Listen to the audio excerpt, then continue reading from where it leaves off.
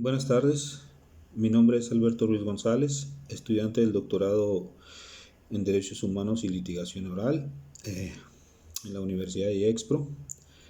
Actualmente cursando la materia Coloquio de Casos en Defensa, Coloquio de Casos de Defensa 1 del tercer cuatrimestre.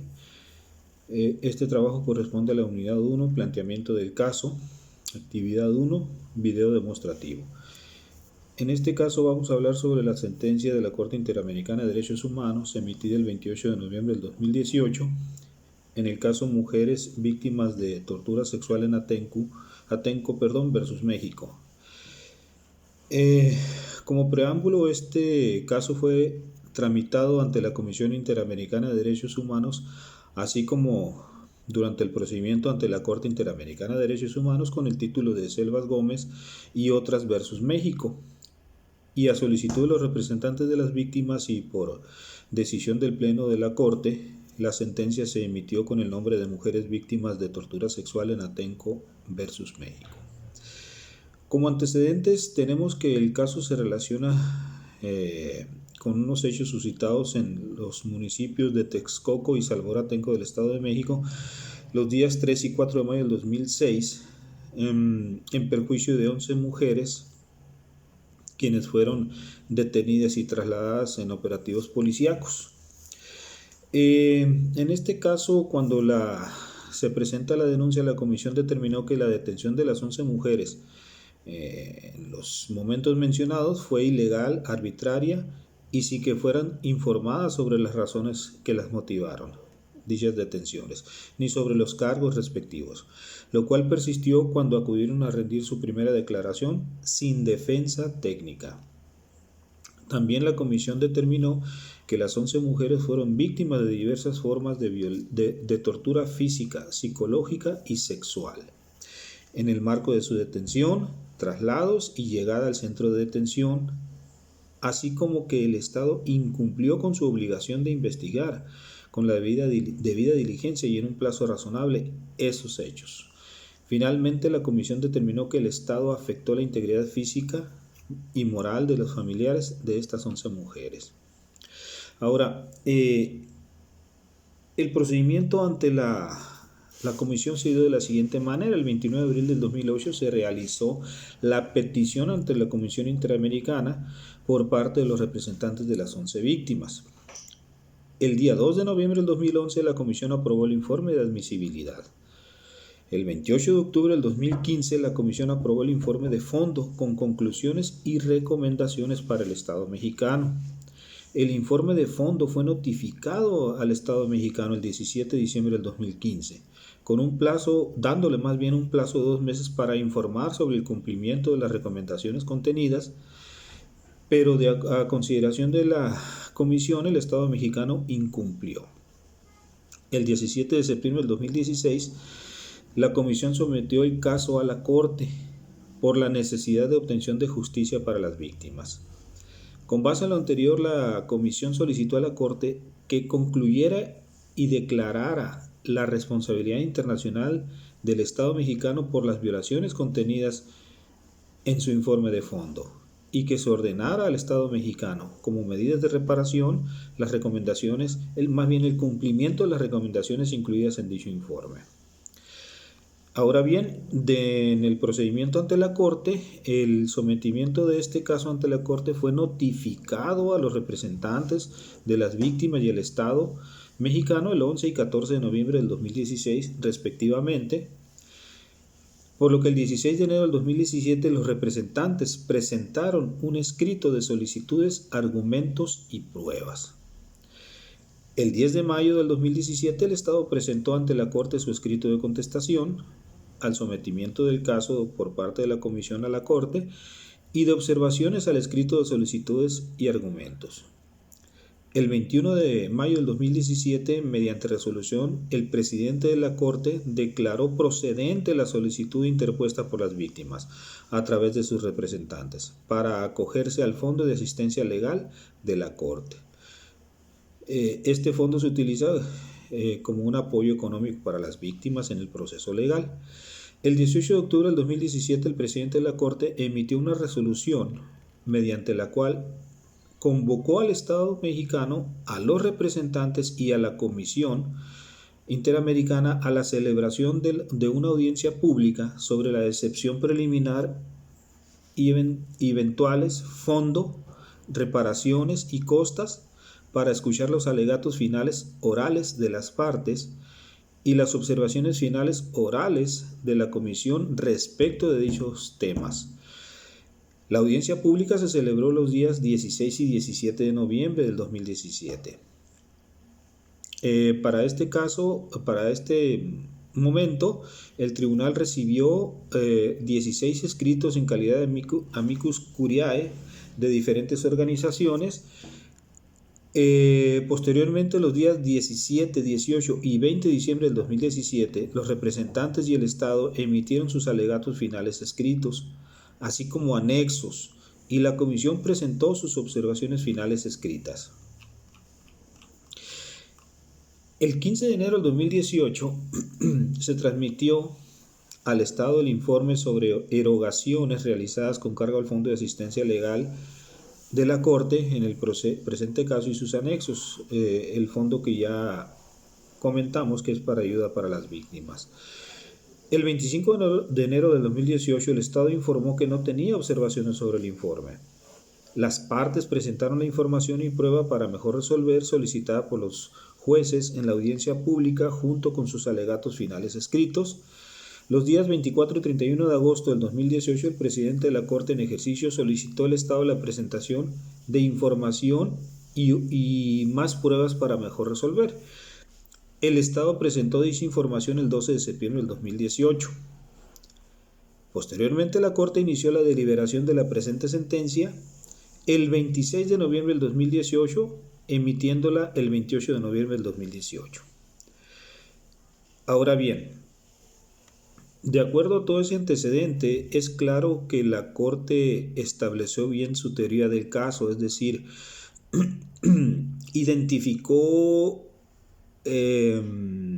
todo el contexto, vamos a decir, todo el planteamiento del caso que hicieron más bien los representantes de las víctimas, y obviamente respetando el derecho de audiencia de las partes, los convoca en un proceso que fue un poco largo, pero siguiendo la norma. Es decir, primero se presenta ante la comisión analiza el tema, lo ve conducente, no lo desecha y lo propone a la Corte. Y la Corte, al recibir el informe, lo admite y sigue su procedimiento hasta la sentencia que estamos dictando. Por lo tanto, todo el contexto que utilizó en este caso tanto la Comisión como la Corte Interamericana para emitir sentencia estuvo apegado a derecho. Se le dio audiencia a cada una de las partes y cada una de las partes presentó inclusive sus alegatos finales y sus informes, y en función de eso la Corte decidió en dicha sentencia. Ahora bien, la sentencia la Corte la declaró por unanimidad y obviamente responsabilizó al Estado mexicano de esas violaciones. Ahora, ¿qué violaciones se cometieron en ese proceso? Pues, en primer lugar, la violación a la integridad personal, a la vida privada y no ser sometido a tortura. Se violaron esos derechos. Violó el derecho de reunión, se violó el derecho a la libertad personal, se violaron los derechos a las garantías judiciales y a la protección judicial, se violó el derecho a la integridad personal. En función de esas violaciones determinadas por la Corte, dispuso para el Estado mexicano obligaciones que debe de cumplir, como es la primera, continuar e iniciar investigaciones amplias, sistemáticas y minuciosas que sean necesarias para determinar y juzgar y sancionar a todos los responsables de la violencia y tortura sexual sufrida por las 11 mujeres víctimas. También debe brindar de forma gratuita e inmediata el tratamiento médico, psicológico o psiquiátrico a las víctimas que así lo soliciten. Tiene la obligación de realizar en un plazo de 6 meses a partir de la notificación de la sentencia publicaciones de la misma sentencia e informar a la Corte del contenido de las sentencias, las publicaciones del contenido de la sentencia. Es decir, publica e informa. Posteriormente, realizar un acto público de reconocimiento de responsabilidad internacional y disculpas públicas en términos de los párrafos 3, 47 y 48 de la sentencia, que habla que le tiene que pedir disculpas públicas a las 11 víctimas. Y dentro de un plazo de 2 años, crear un plan de capacitación de oficiales de la Policía Federal y del Estado de México, estableciendo mecanismos de monitoreo y fiscalización para medir y evaluar la efectividad de la política e instituciones existentes en materia de rendición de cuentas y monitoreo del uso de la fuerza de la Policía Federal y la Policía del Estado de México. También otorgar una beca en una institución pública mexicana de educación superior a favor de Angélica Patricia Torres Linares, Claudia Hernández Martínez y Suelen Gabriela Cuevas Jaramillo, para realizar estudios superiores técnicos o universitarios, ya que ellas en el momento de su atención estaban en ese proceso de capacitación académico. También elaborar en un plazo de 2 años un plan de fortalecimiento calendarizado del mecanismo de seguimiento de casos de tortura sexual cometida contra mujeres en el Estado mexicano. También el Estado mexicano debe pagar en un plazo de 1 año a partir de la notificación de la sentencia las cantidades fijadas como indemnización para cada una de las víctimas, también indemnización por pérdida de ingresos ya que dejaron de trabajar, indemnización por el daño inmaterial, también indemnización por concepto de daños materiales y el reintegro de costas y gastos en los términos del párrafo 378 que se refiere de la sentencia, los gastos y costas, para reintegrar el Fondo de Asistencia Legal a las Víctimas. La cantidad derogada, obviamente, en la tramitación del presente asunto, del presente caso. Así como también pagar los gastos de viaje de 5 víctimas que se tuvieron que trasladar para las audiencias. Y obviamente todo ese contexto es ordenar al Estado reintegrar al fondo el importe de los gastos incurridos. Ahora, el Estado mexicano también debe rendir al tribunal un informe dentro de 1 año contado a partir de la notificación de la sentencia sobre las medidas adoptadas para cumplir con la misma, o sea, para darle cumplimiento a la sentencia. Ahora, en la misma sentencia la Corte establece, en ejercicio más bien de sus atribuciones y en cumplimiento de sus deberes, que supervisará el cumplimiento íntegro de esta sentencia por parte del Estado mexicano.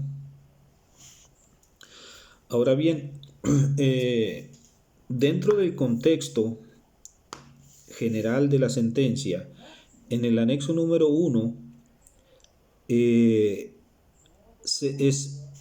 viene la aportación de pruebas de cada una de las víctimas.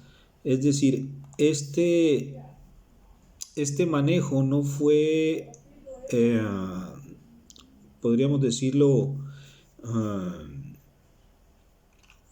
de manera general, sino que se analizó de manera individual. Cada una de las víctimas presentó sus pruebas. Las 11 víctimas presentaron sus pruebas. Entonces eso le dio tanto a la comisión como a la Corte un sustento de los hechos más claro en cuanto a las violaciones de cada una de las víctimas, independientemente de que haya sido en un solo hecho. No necesariamente todas fueran torturadas sexualmente, aunque todas fueron torturadas psicológicamente y detenidas arbitrariamente, pero supongo yo, y debo entenderlo así, que para la Corte es muy importante establecer cada una de las situaciones en cada una de las víctimas para poder determinar la responsabilidad de las autoridades y en este caso del Estado mexicano. Entonces, todas las víctimas presentaron sus pruebas relativas a los hechos individuales de cada una de ellas. En la denuncia no se presentó de manera genérica, es decir, se violaron derechos de un grupo de mujeres, no, se violaron derechos de fulana, fulana, fulana, de las 11 mujeres. De manera, se individualizó cada una de la exposición de los hechos, cosa que la Corte, tanto la comisión al hacer su informe, estableció y la Corte admitió, lo cual es muy importante, porque, insisto, se violaron derechos individuales, no de grupo, aunque formaban parte de un grupo, se violaron derechos individuales y esas reparaciones son las que hay que cumplir, o las obligaciones que establece la sentencia del Estado mexicano que debe de cumplir. Entonces, insisto, creo yo que todo el contexto estuvo de parte de la Corte bien establecido, bien desarrollado, dentro del marco legal, con todo el fundamento legal, motivado y fundado sin ninguna duda. Por lo pronto sería todo. Muchísimas gracias.